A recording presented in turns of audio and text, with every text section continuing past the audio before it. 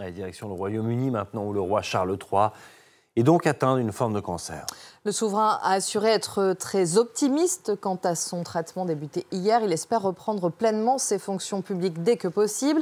Ces annonces ont été faites par Buckingham Palace dans un communiqué. Charles III a choisi de partager son diagnostic pour éviter les spéculations. Bénédicte Pavio, bonjour, vous êtes notre correspondante à Londres. Alors, comment réagit, mais notamment on le voit, la presse britannique ce matin, et que va faire Charles III ? Alors écoutez, c'est le choc, c'est l'émoi aussi. Au-delà du choc, eh bien, il y a des prières, il y a beaucoup de messages de sympathie, que ce soit eh bien, reflété dans les journaux britanniques. Il y a aussi, par exemple, le Times. Oh bah écoutez, il y a tellement de vent que je vais surtout parler plutôt que montrer des journaux. Donc ce qui va se passer, c'est concrètement, eh bien, nous savons depuis quelques instants que ce cancer dont souffre le souverain eh bien, a été détecté tôt. Comment est-ce qu'on le sait? C'est parce que le Premier ministre Rishi Sunak vient de l'annoncer dans une interview en direct à la radio britannique. Donc ça, c'est une bonne nouvelle en soi. Il est évident qu'il aura les meilleurs médecins, les meilleurs spécialistes, ce qui n'est pas le cas, par exemple, des millions de personnes atteintes d'un cancer à travers le monde, ni même ici par le service national de santé.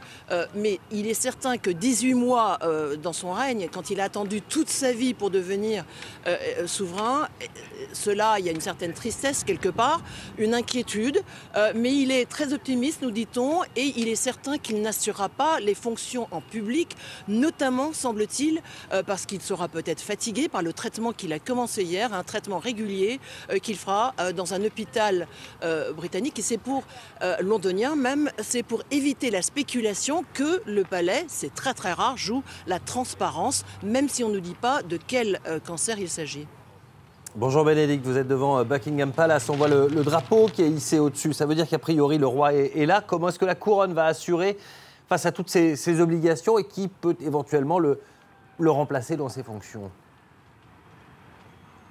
Vous avez totalement raison, merci de le souligner, ça s'appelle The Royal Standard, donc l'étendard royal, et ce n'est que lorsque le souverain est dans le palais que ce drapeau est hissé, donc il est clair, et nous le savons, depuis hier, en fait, le roi a regagné Londres. Qui va le remplacer?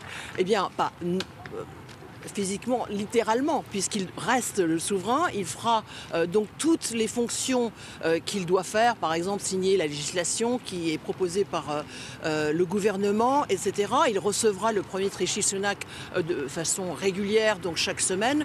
On nous dit en face à face, en personne, mais les personnes sur lesquelles il va y avoir beaucoup de pression, c'est notamment son épouse, la reine Camilla, aussi eh bien, le prince héritier, le prince William, qui lui déjà est sous pression puisque sa propre épouse, Catherine, elle, a subi une intervention chirurgicale il y a moins de 2 semaines et qu'on nous a déjà dit qu'elle ne serait pas, elle n'apparaîtrait pas en public jusqu'à après Pâques, c'est-à-dire après le 31 mars. Là aussi, il y avait déjà des inquiétudes au niveau de la santé donc, de Catherine, mais le prince William devra, par exemple, reprendre ses activités dès mercredi. Aussi, par exemple, de la pression sur la princesse Anne, donc la sœur cadette du roi Charles, et aussi sur son autre frère, le prince Édouard. Nous savons que le prince Harry va aussi eh bien, venir depuis la Californie voir son père. Il est évident qu'il a parlé, le roi a parlé à ses 2 fils, William et Harry, et aussi au Premier ministre Rishi Sunak avant que la nouvelle soit annoncée. L'annonce choque hier soir que le roi souffre d'un cancer.